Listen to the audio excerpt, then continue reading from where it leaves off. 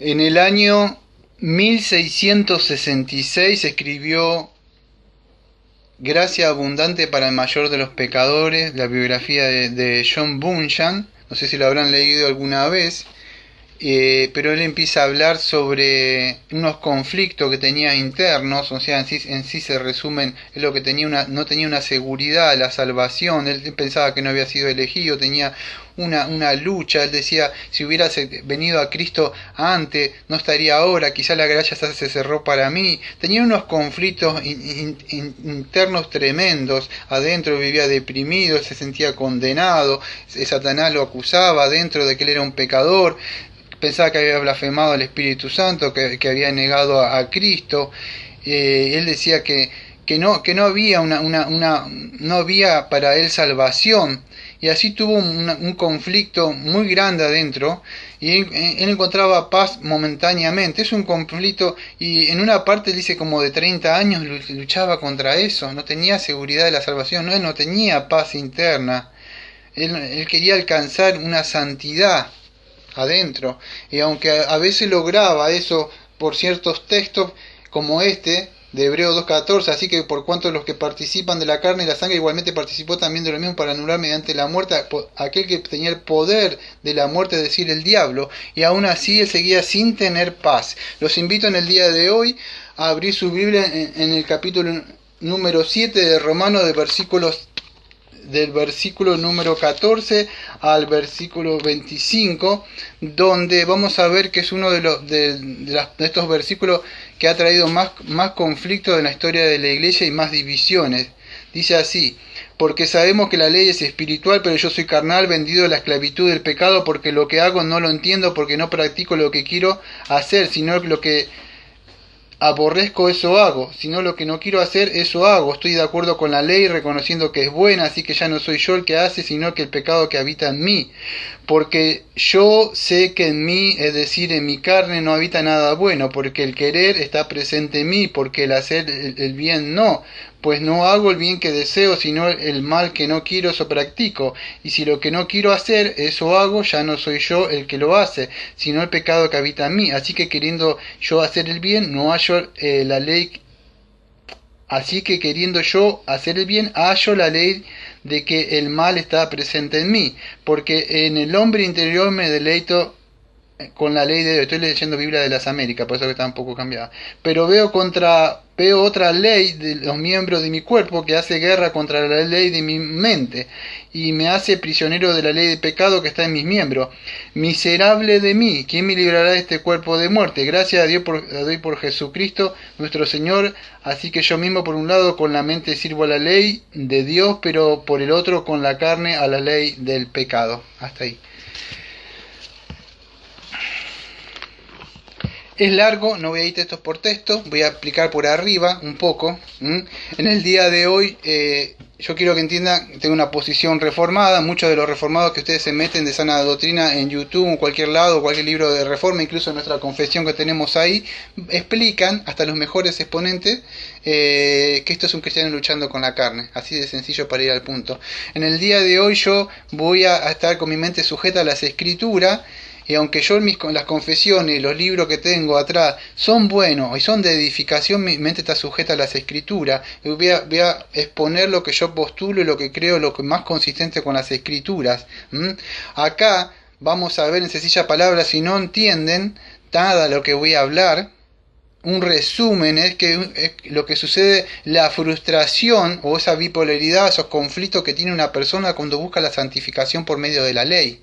Cuando recién está viniendo una persona y tiene esa lucha adentro, hasta yo podía decir que trae una enfermedad, y no sé si decir esquizofrenia espiritual, pero una bipolaridad de la persona donde su mente se empieza como a dividir entre las cosas, porque está viniendo y su ser interior quiere guardar las cosas, pero su carne empieza ahí. Entonces, lo que pasa es que la ley es buena, o sea, es una guía moral, pero lo que sucede es que el hombre no puede, la ley no puede dar salvación, y lo que vamos a ver es la frustración total del yo de una persona queriendo alcanzar la santificación por medio de guardar la ley. Ahora voy a explicar, teniendo esto en cuenta, ¿De qué se trata? El conflicto está acá, amados, desde el siglo segundo más o menos de Agustín, que Agustín creía que era una persona que no era regenerada. Después Agustín que está por acá, que está por ahí, otro ahí, tengo la Ciudad de Dios, el que está ahí, otro más, las confesiones. Creía que no era un regenerado. Después cambió Agustín de parecer, y él influenció en muchos de los reformados y otros más, diciendo de que es un cristiano. Yo voy a tratar de mostrar otro punto de vista, no voy a tratar de ser dogmático, pero voy a mostrar, quiero que entiendan lo que voy a hablar en estos minutos, es largo más o menos de cerca de un año que vengo estudiando, pues yo nací pensando de que eso era un cristiano para mí, y voy a tratar de mostrar.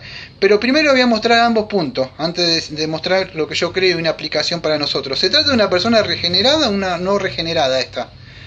Vamos a ver, acuérdense que una persona puede deleitarse en la palabra de Dios. En Mateo 15:8 decía que este pueblo me honra, pero más su corazón está dentro de mí, nombrando Isaías 29:13. Entonces una persona puede deleitarse, como dice Romano, en la palabra de Dios, como los fariseos, pero su corazón, ¿qué pasa?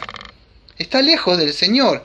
Ahora los que vamos a decir, que se inclinan muchos vamos a decir a que es un cristiano luchando con la carne que nació de nuevo, porque queda un remanente, dicen mucho. Bueno, pero quiero que entiendan algo. Cuando Pablo dice algo que luchaba, aquellos que creen que no es un cristiano, nombran a un poeta de esa época que era Ovidio, un poeta romano del primer siglo, y él decía algo así: veo y apruebo las mejores cosas, pero persigo las peores. Entonces fíjate que es parecido a lo que decía Pablo, hablando como de un inconverso. Ahora vamos a mostrar 3 puntos que parecería que es un cristiano. 3 puntos que pareciera que fuera un cristiano el que está hablando acá. Aquellos que creen, y yo he abrazado eso durante tiempo, y yo en mis primeros años caía, pecaba y no entendía por qué pasaba, qué adentro de mí, que hay una división, qué sucede conmigo, qué pasa. No entendía. Yo crecí que esto era un cristiano. No entendía, no tenía paz. Yo pensaba que era un cristiano y era un remanente que había dentro mío. Y bueno, dentro de todo, lo malo de los predicadores cuando predican esto es que es como un pañuelo. Para cuando pecan las personas, ¡ay! Y bueno, miserable hombre de mí. Es el pecado que habita dentro mío. Aunque yo no lo quiero, dicen cristianos verdaderos. Aunque yo no lo quiero hacerlo, está ahí. No es que lo quieren hacer, pero tiene un consuelo, que la palabra dice: no te preocupes, que todavía está el pecado. Voy a tratar de demostrar que no es así, amados. Y quiero entender que no voy a predicar el perfeccionismo, que somos santos. Pero Romanos 7 no es como Gálatas 5:17, que lucha el poder del espíritu con la carne. Acá está luchando el nous, la mente, inhabilitada, que no tiene poder contra la ley misma. Es muy diferente. Romanos 7 es la persona sin Cristo, el nous, la mente, peleando contra la ley, encontrando una incapacidad total y siendo un miserable. Y en Romanos 8, en Gálatas, vemos el espíritu ya de un cristiano que sí lucha, porque el pecado está, pero ahora tiene el espíritu. Acá es una persona que no tiene el espíritu. Pero antes de seguir de postular lo que yo creo, vamos a mostrar las marcas distintivas de aquellos que creen que es un cristiano. ¿Y cuáles son? Bueno, una de las 3 marcas distintivas es esta. Creen que Pablo acá está hablando de un cristiano maduro, de una persona, un regenerado, incluso de una persona madura. ¿Por qué se piensa eso? Bueno, ellos creen porque él dice que es un carnal, que nada habita nada bueno. Entonces, ¿qué pasa? Un inconverso no diría que nada bueno. Entonces, solamente un cristiano maduro, solamente un cristiano que ha alcanzado una madurez puede ver ese mal dentro suyo y se disgusta porque hay algo malo dentro y dice: quiero arrancarme este pecado, no quiero ofender a Dios. Entonces, lo que creen que es un cristiano, como yo creí durante años, pensaba que era un cristiano maduro, porque nadie puede hacer esa distinción. El inconverso peca sin importarle. Ahora, la segunda marca distintiva que ellos creen es que ama la ley, que dice que él quiere hacer, en lo íntimo de su ser se deleita la ley de Dios. Entonces, ¿qué pasa? Un inconverso no se deleita en la ley de Dios. Entonces, la segunda marca que muchos creen, ¿qué sucede? Piensan de que es un cristiano. ¿Por qué? Porque ama la ley. Nadie puede, un inconverso que tenga la mente carnal no puede amar la ley. Nadie ama la ley a menos que... Entonces es otra marca distintiva de que es un cristiano. Solamente un cristiano ama la ley. Y la tercera marca es el clamor que él dice del pobre miserable hombre de mí, que él clama, diciendo... Entonces se cree que es un cristiano maduro ya. ¿Por qué? Porque él ansía la redención de su cuerpo, como dice Romanos 8:23, que gemimos dentro de nosotros esperando la redención final. Entonces esas son las tres marcas distintivas que ellos abogan o esgrimen diciendo que es un cristiano. Ama la ley, esta persona, anhela tener un cuerpo glorificado, y piensa, o sea, se piensa entonces de que esta persona es una persona, vamos a decir, un cristiano, y un cristiano incluso madura. Ahora hay algo que, vamos a decir, la otra postura, yo no estoy a decir que es la mía, pero hay otra postura que dice que no es un regenerado, porque muestran de que esta persona, vamos a decir, ahora le voy a mostrar dentro de un rato, no puede ser un cristiano porque muestran cosas, marcas distintivas. Que ahora dentro de un rato la voy a mostrar. Quería mostrar primeramente las partes, vamos a decir, de que no es aquellos que muestran que es un cristiano, pero voy a adelantarme un poco. Una persona, vamos a decir, regenerada, esto pues voy a adelantar un poco, dice de que está, vamos a decir, esclavizada al pecado. Dice, pero eso es imposible. Yo lo voy a explicar después. ¿Por qué? Porque una persona que ha sido regenerada, Pablo estaría contradiciéndose lo que había explicado en Romanos 6, que dice, ¿qué pasa? Que Cristo lo había redimido. No sé si se acuerdan, ustedes saben lo que es la redención. La redención que vimos, el proceso por el cual los pecadores, o sea, han sido comprados por medio del sacrificio que hizo Cristo. Ahora las ataduras que estaban atadas por Satanás, que vimos en Hebreo ahí al principio, han sido libres, y han sido libres por la gracia que fue dada, adquirida por el pago que hizo en la muerte del Señor Jesucristo, hizo la expiación de su pecado. Ahora nosotros hemos sido salvos. Entonces no puede ser, vamos a decir, un cristiano, porque ningún cristiano puede decir estoy vendido a pecado si fuimos redimidos. Entonces Pablo, ¿qué se está contradiciendo? ¿O es una persona esquizofrénica? ¿O es un bipolar espiritual esta persona? ¿Hay un conflicto? ¿Qué sucede? ¿Quién es esta persona que se describe acá?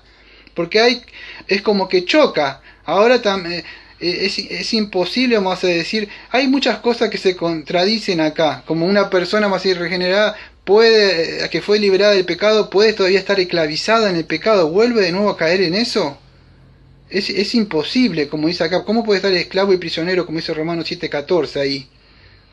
Ahora una persona no regenerada también no es hostil a la ley, pero acá dice que ama la ley. Entonces hay unos problemas. Durante yo mucho tiempo he investigado y no me he quedado con lo que yo creí. Mi mente está sujeta a las escrituras. Por mi mente pasaron muchos autores, entre estos el doctor Martin Lloyd-Jones, entre ellos le debo mucho al doctor Hernán Rideiros, mucho del libro que he estudiado, y he llegado yo a una conclusión. Una de las cosas, aunque el doctor Martin Lloyd-Jones, yo nombro cosas de él, pero no voy a nombrar todo, él piensa que son personas como, él decía que no es ninguna de las dos, sino que era una persona que se estaba despertando a su despertar espiritual, como John Bunyan en Gracia Abundante para el Mayor de los Pecadores. Si ustedes lo leen todo, se van a dar cuenta de los conflictos que se está despertando. Él quiere guardar la cosa, se siente mal, tiene unos conflictos tremendos, el pobre hombre. Necesita consejería bíblica urgente, porque no tiene paz. Entonces Martin Lloyd-Jones empieza que es una persona que ha sido despertada después de la palabra de Dios y ha sido convencida de su pecado por el Espíritu Santo, y que se siente condenada. Y entonces él quiere decir, no, quiere guardar la palabra de Dios y no sabe qué hacer. Está como recién en el despertar, que ha venido a Cristo, que le ha pasado a alguna, pero todavía no comprendió el Evangelio, que no tiene que hacer nada. Pero la persona quiere agradar a Dios, se está despertando de su letargo.